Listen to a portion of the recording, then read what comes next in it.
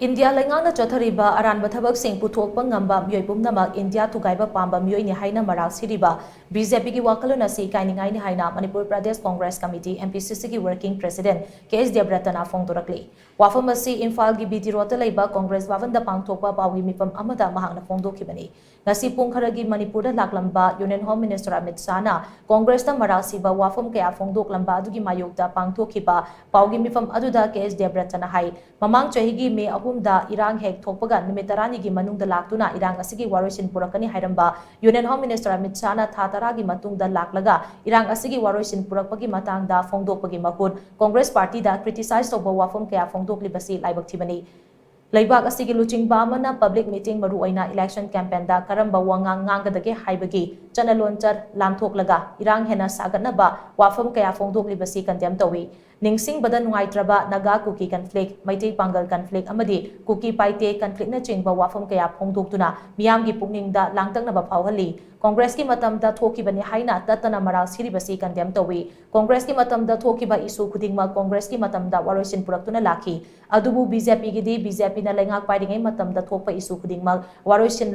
leitaba dongna tawi BJP ki matamda thokiba juntarani pangi thodoksu PR lakraba matung Congress ki anoba leingak lon lakpadagi ingthakibani kumjali singani taratareta BJP leingak amuk lakpadagi hantak thokliba irang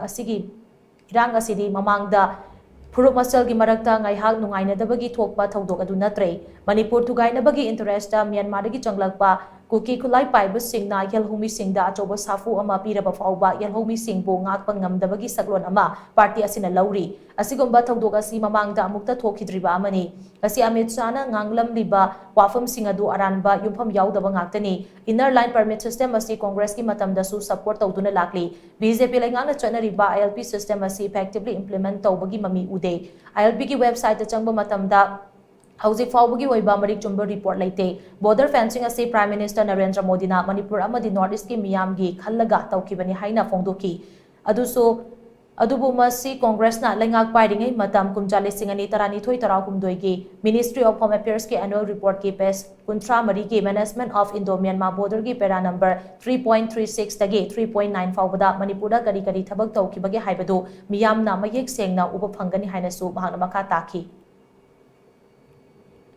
Inner line permit this is one of the mechanisms to control infiltration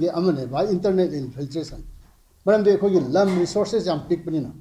Adana punamak si yengaga si akoizam bimolda ikoina tukre geng haiba masi ikainingaini aduga border fencing se Sri Narendra Modi na hawdok paniga haibisi masi open line